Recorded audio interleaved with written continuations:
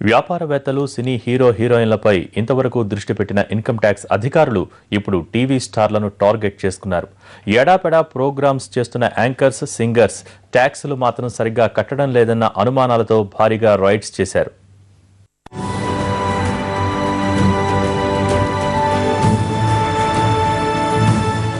సినీ, TV ఇండస్ట్రీలో మరోసారి కలకలం పుట్టించారు ఆదాయ పన్ను శాఖ అధికారులు.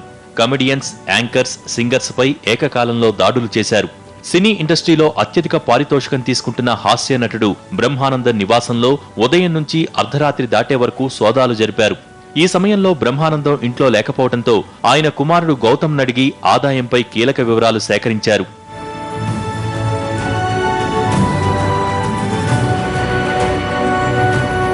టీవీ ఇండస్ట్రీలో టాప్ యాంకర్స్ గా చలామణి అవుతున్న వారిపైన ఐటీ అధికారులు దృష్టి పెట్టారు.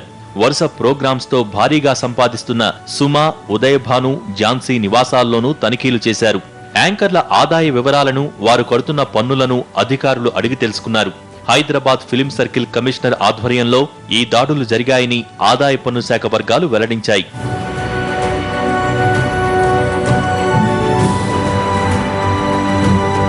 రియాలిటీ షోలతో పాపులర్ అయిన ఓంకార్ నివాసంపైన ఐటీ రైడ్స్ కొనసాగాయి. ప్రముఖ గాయని సునీతతో పాటు ఇటీవలి కాలంలో బాగా పేరు తెచ్చుకున్న గాయని గీతామాధురి ఇళ్లలోనూ సోదాలు జరిపారు. మొత్తం 40 మంది అధికారులు 12 బృందాలుగా విడిపోయి ఏకకాలంలో ఈ దాడుల్లో పాలుపంచుకున్నారు. సినీ, టీవీ ఇండస్ట్రీలో సంపాదిస్తున్న దానికి, పన్ను చెల్లిస్తున్న దానికి మధ్య అంతరం ఉన్నట్టు తమ దృష్టికి వచ్చినందుకే ఈ దాడులు చేశామంటున్నారు అధికారులు. ఐటీ దాడులతో అటు సినీ ఇండస్ట్రీ, ఇటు టీవీ ఇండస్ట్రీలోని కీలక వ్యక్తులు ఒక్కసారిగా ఆందోళనకు గురయ్యారు. రైట్స్ కు సంబంధించిన పూర్తి వివరాలను ఐటీ అధికారులు ఇవాళ వెల్లడించే అవకాశముంది.